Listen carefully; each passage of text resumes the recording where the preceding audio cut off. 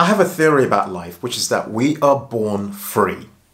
But over time, we gradually begin to lose that freedom, driven by the choices that we make in life. You know, when I think about the freedoms that I want in my life, I can think of time freedom. I want that time to spend with my beautiful wife, my children, with my parents, my siblings, and my friends, and even time just by myself. I want financial freedom, that freedom of money, so that I'm not worrying about every pound or dollar that I'm spending, or even doing mental calculation every time I have to buy something.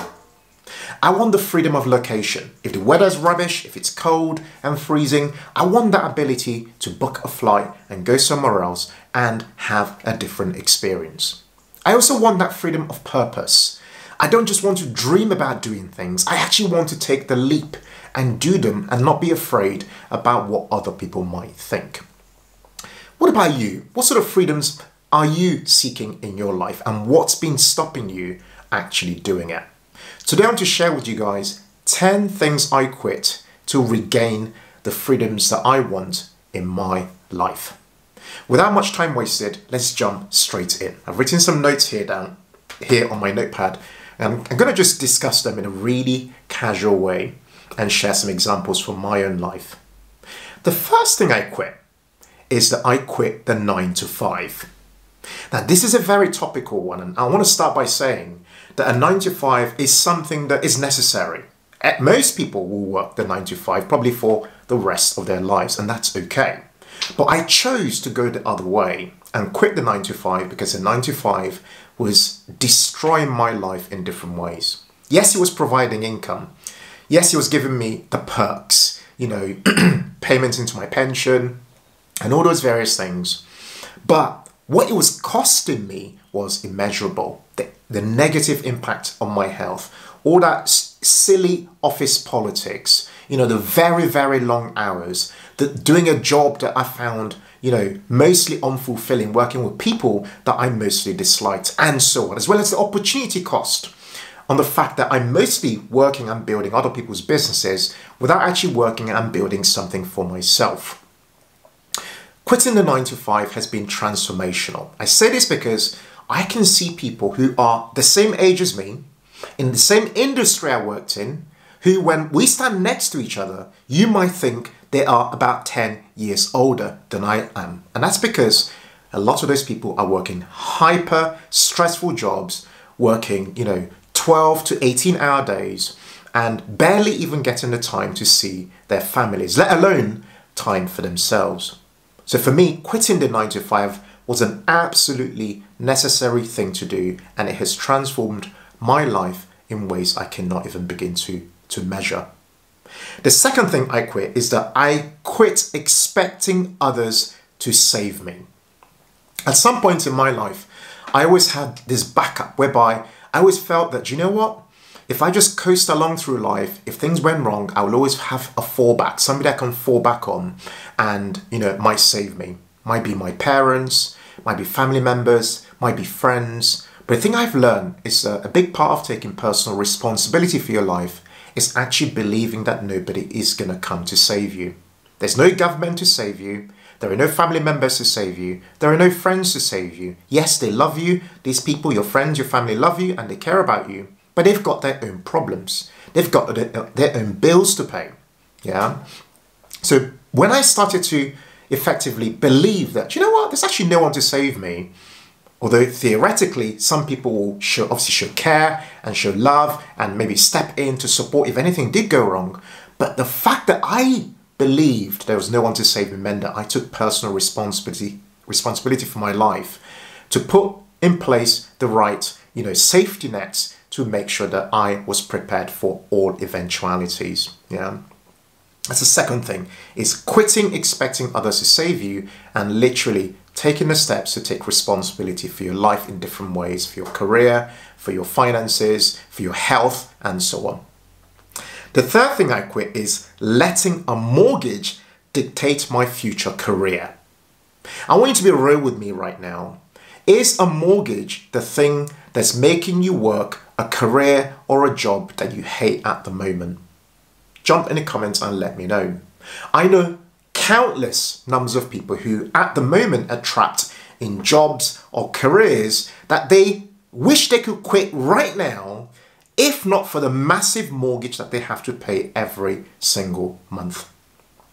We've talked about this many times on our channel. We took that decision, very countercultural decision, to focus on paying off our mortgage early. We did it whilst most people were saying to us, this is a stupid decision, it's not a very financially savvy decision, yada, yada, yada. But we went ahead and did it anyway. We paid off our mortgage in 7 years. And it has been beyond game-changing for not just me, but my wife, our children, and the options that we have today. From an opportunity perspective, career perspective, freedom perspective, any kind of perspective, it has been game-changing. And the fact that I didn't let that one thing, the mortgage, become the thing that dictated whether I carried on working in the City of London, doing a job that I particularly didn't find fulfilling. The fourth thing I quit is that I quit buying things just because I have the money. At one stage in my journey, money, the purpose I had for money was literally money came in and money went straight back out. But at this stage of my life, I have this way of looking at life, and even if I have money, it doesn't mean that I need to go and buy something. The culture of consumerism out there has made us believe that we have to want something and we have to want it right now and get it right now. They've even made it easy for us to buy things and own them via buy now, pay later schemes that mean that you can flex and spread payments over time. I was watching a documentary recently called Buy Now. And it's interesting in that documentary, a stat was quoted that in the fashion industry, around 100 billion items of clothing are made per year in the world. And think about it. The population of the world is probably around something like 8 billion people around the world. So what are we doing producing 100 billion items of fabric every single year? We do it to feed the machine that is the consumerist culture that we have out there. So for me, I find personally that even if I have money, one of the things I've had to shift over time is to say, actually, it's okay for my money to remain in my account or to stay invested. Or I might once in a while treat myself to an experience that's actually intentional and one that will improve my life. For example, having a spa treatment or maybe going traveling and so on. The fifth thing that I quit is that I quit paying for a car monthly. Okay, now this one is I guess a topical one as well, in the, many people are driving cars that are financed every single month. Now I get it, a car is a necessity for pretty much every household, or most households anyway, for those who choose to own a car. But the way you finance that car actually does matter. Research shows that around, if you go and buy a car, cash down or, paying for it upfront versus buying the car in finance, you are likely to pay 47% more when you buy a car by finance, further creating or further increasing, the burden of debt that you carry over time. I don't like the idea, and this is personal to me, this might be different for you, I don't like the idea of being shackled to too many direct debits, such that every single month I feel like I'm only working to pay for the things around me. My sofa, my car, my house, my TV, all these things, every single month I'm paying for them. This, my friends, is no freedom at all. So for me, I chose with my wife to actually buy our car outright. We paid for it, less than £10,000. We still drive the same car and it serves us very well as a family. For me, it's about the freedom, the peace of mind that I enjoy every single month, knowing that I'm not shackled to a depreciating asset that I'm funding every single month. The sixth thing I quit was that I quit worrying about the future. I'll tell you one thing right now. The future will always be uncertain, however you look at it. You will never be able to tell what's coming down the line. Yes, I'm expecting a future where there will be many things happening, stock market crashes, things will go up, things will come down, there'll be wars, there will be some peace, there'll be, maybe even future pandemics, who knows? There'll be many uncertain things that will happen in the future. But I'll tell you one thing right now. When I go to bed and I sleep very peacefully. Ask my wife, Mary. As soon as I put my head down, I am gone. I do not worry even for a second about the future. Now, does that mean I don't prepare for the future? No, it doesn't mean that. Of course, I invest my money. I put a portion of my income that I sow in today as a seed to create the trees and bear fruit for the future. I do those things. But do I spend time today worrying and, over putting myself in a place of anxiety? No, because what that does is it creates, deeper problems internally. That means that I'm, in effect working against myself by worrying. So one thing I've quit and let go of to create that internal freedom, because freedom isn't just about time and money, it's about internally. Are you free within yourself? Worrying about things day to day is one of the biggest sources of worry. Worrying about things for the future is one of the biggest sources of worry. You may as well assume that all you have is this moment right now, and then gradually take things one moment at a time. Number 7 on the list is that I quit working on Fridays, Saturdays, and Sundays. This took some time to gradually build up to this, and it's come as a result of the life design that I wanted with my wife for ourselves. And this would differ for you. In addition to not working Fridays, Saturdays, and Sundays for a typical week, we also have the month of August off every year to travel. And this has come, like I said, as a form of life design, particularly post the pandemic. We wanted to create a life where, we didn't just talk about time freedom. We actually used our time wisely and intentionally said no to certain things and put certain barriers in place to allow us to enjoy ourselves every single week. Okay, so I guess my question to you is, if you could design your week, what would your week look like? Would you be working 5 days a week, 6 days a week, 4 days a week, or what? How many days would you be working and why? Okay, I also try my best, although it doesn't happen every single day of the week, to try to stop my work, my actual work around 3 p.m. in the afternoon, such that I have more time, with my wife and children in the evenings. And then if I have a call in the evening, I might then take that call and do that call later on. Okay, so that's number 7. Number 8 on my list in terms of things that I quit is that I quit doing things to please other people. Okay, let's talk about this one.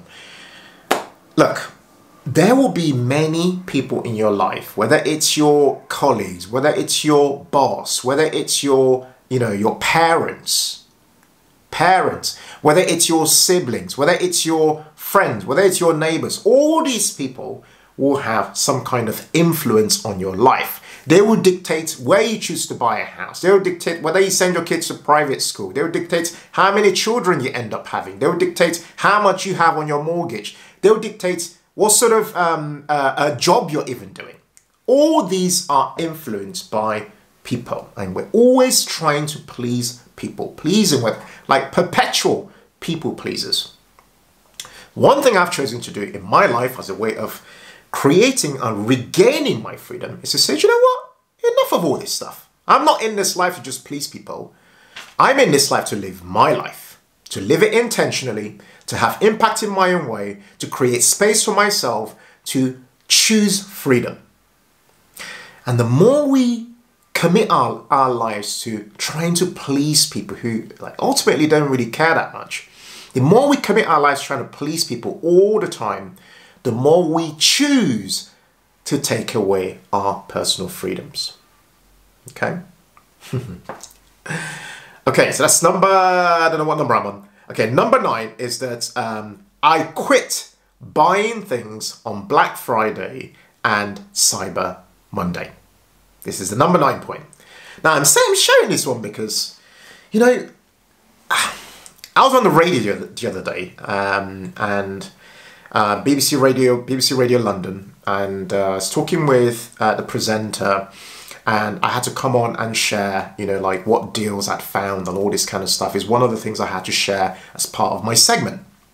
And I can tell you, I really struggle with this because I'm like, what deal am I going to share on this show? I did find a deal eventually, and that deal was related to an experience because I love experiences and they are meaningful to my life. But it made me really think, because it showed, for me personally, it showed that I had grown on my personal journey. Because at one stage in my life, I saw, Black Friday, Cyber Monday. It's like, wow, there's a deal. We need to get in there and get the deal. But in actual fact, those days are actually, effectively, they are days that are invented by the retail industry to try to sell things to us. It's a day that they have given themselves the permission to dip their hands in our pockets and take our money. And so for me, one of the things I've quit on my journey is to say to myself, do you know what? When I hear everybody hyping and going, oh yeah, there's this deal, there's that, I've chosen to go against the masses, to say, actually, no, you lot carry on with your, Monday deals and Friday deals or whatever it is you guys are doing. But you know what? I will find peace internally. I will not commit my funds to almost perpetuating a culture that ultimately keeps people poorer every single day, buying things that they actually do not need. Then the final thing that I quit, and I hope this one speaks to you, is that I quit eating bad quality food.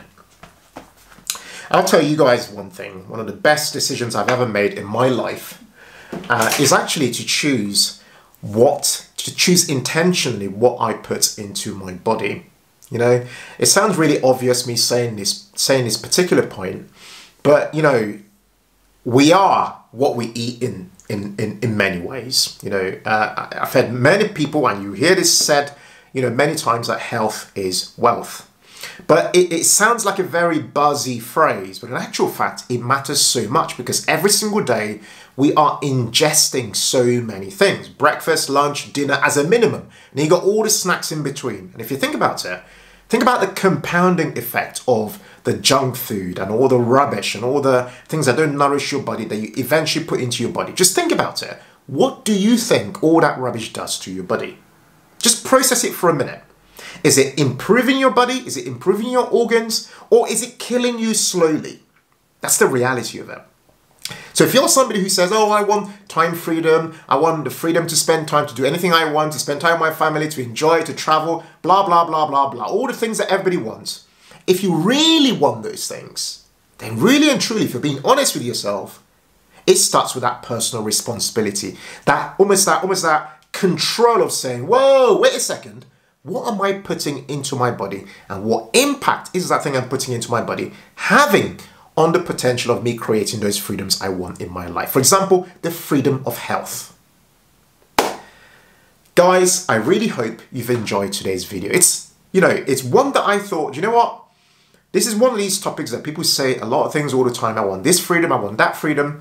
But really and truly, what are you doing? What are you quitting to gradually create that freedom in your life? If any of the 10 points I shared today really spoke to you, please jump in the comments and let me know. If you enjoyed today's video, I think you're going to enjoy this one here, called 8 Investments You Must Have by the Age of 45, where I share 8 ideas that are not just about money, but about other parts of your well-being that will help you, give you the best chance of being alive and well to enjoy the fruits of your labor for the future. Thank you guys so much for watching today's video, and as always, in all things, be thankful and seek joy.